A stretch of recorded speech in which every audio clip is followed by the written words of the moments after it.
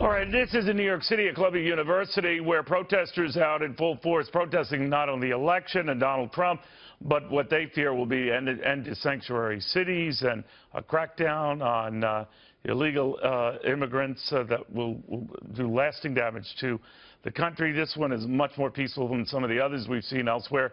In Portland, Oregon, where protests, for example, have turned into outright riots. Nevertheless, this protest over Donald Trump becoming president in a little more than about 5 or 6 weeks has weighed on a lot of folks who think, you know, the other person, the other candidate, won the popular vote. And maybe that's how we should do it. Barbara Boxer, the senator there, has already proposed legislation abolishing the Electoral College. It would be an uphill fight, but I want to get the read on all of this from Virginia Democratic Senator Mark Warner. Senator, very good to see you. Hey, Neil. What do you make of what your colleague, Senator Boxer, wants to do? Just get rid of the Electoral College. Well, listen, I think it'd be a worthwhile debate. I think, you know, Electoral College kind of favors one team over another depending on the election. When you start looking at a 1 million, 2 million vote differential, I don't think, candidly, it's going to happen. But you know, there might be a civics lesson in there for all Americans. We kind of think the winner takes all. And I would remind folks that back in 2012, Donald Trump actually suggested getting rid of the Electoral College and letting the popular vote reign. But yeah, he still feels it. No, he actually still feels that way in an interview here. But you know, obviously, it's hard to say in retrospect if the two of them had been fighting a race to get the most popular vote. They would have fought a different race. So there's no way to say that this outcome would have been the same. There's no way. Yeah, and we're never going to know. Do you worry now? Virginia's obviously a pretty big and important state in and of itself, but that smaller states or those with smaller populations would be overlooked in such a scenario. Well, let's face it, Neil. Virginia was never that competitive in presidential elections until 2008. We didn't see any presidential candidate for 40 years.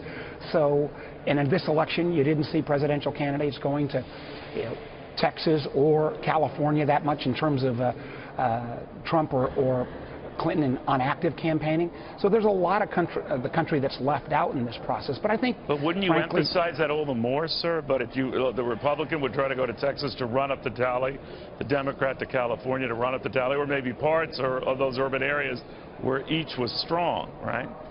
You might. I mean, and again, we don't know if they don't spend time and then in the so-called half dozen or dozen battleground states, what would mean in those states. Right. I think it's a worthwhile debate. I do think when the margins start into the millions and you get above 1 or 2% differential this year, it's not going to get to 1% differential, I don't think, then, you know, it's worthy of having a debate. But I guess, Neil, the point I want to make is I think this election was about a lot bigger things. And I think it was, yes, it was in many ways a repudiation of the Democrats, but it was also a repudiation of the Republican establishment. It was a repudiation of a lot of the media. It was a repudiation of most of the, you know, the corporate Fortune 500 CEOs, none who embraced Donald Trump. And I think those of us, particularly somebody like myself who've got a business background, we got to find a way to make modern American capitalism work for more people. I think some of the incentives have gotten out of line, and the options being offered by some on the far left on my side and some on the far right, I don't think that's where it's going to be. And, you know, we're not going to go back to an economy where everybody works in the same job for 40 years the way my dad did.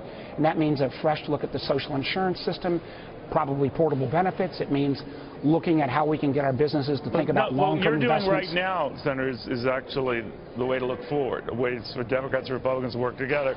What I see going on with a lot of these protests, and they've continued and built up since the election last week, is that they're not accepting the results for whatever, you know, the electoral, the popular vote thing, back and forth, back and forth. But even Hillary Clinton and President Obama have told people, honor these results, let's move on. But they don't move on. And I'm wondering if that is doing lasting damage, not only to the president-elect, but potentially to all of you in Washington as you try to grapple with these issues.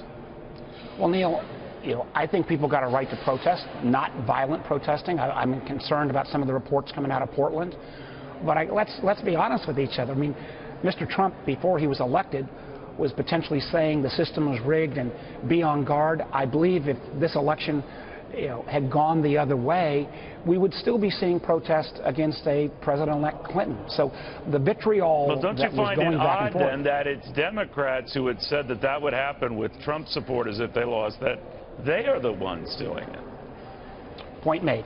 But I think there were an awful lot of folks who felt that some of the language that candidate Trump used was kind of so far outside the norm. But you, Senator Warner, would give him the benefit of the doubt and see what he does. And then if you're for protest, you could protest afterwards, right? Well, listen, as somebody who expected it to go the other way and had reached out to a lot of my Republican colleagues saying, hey, let's find some common ground, the shoe's on the other foot, I owe an obligation to give him that same benefit of the doubt. And I hope he is going to put together an administration that's inclusive of all Americans. I am anxious to see, and you and I have talked about fiscal issues for a long time, how he's going to do this massive tax cut and potentially great new spending on infrastructure, which I'd support, and not raise that $19 trillion debt that we've already got in place. And I've talked to some of my friends in the House and the Freedom Caucus to say, hey, we all got to stay strong on debt and deficit. So, I'm anxious to see what he lays out.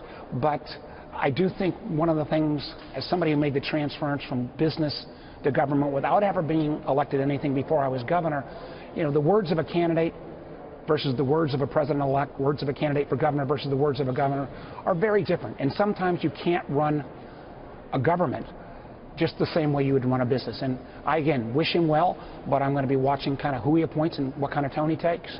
All right, Senator, you've been consistent on these issues of worrying about deficits and debt. It is fair to say it's a little rich coming from some of your colleagues, though, who suddenly are concerned. I think we could make that comment, Neil, about folks on both sides of the aisle. The debt and deficit crowd who's talked about tax reform and entitlement reform, but also new revenues. I think it's we fair were to a say, hardy though, that band. many in your party have been resistant to some of that. Now, I'm not saying it's all one way, but I am saying when I hear some super liberals talking about let's be fiscally responsible, I think all you got to grant me, Neil, is there's hypocrisy knows no bounds on either side of the aisle. All right, sir. Very good having you. Thank you again. Thanks, Neil. Senator Warner.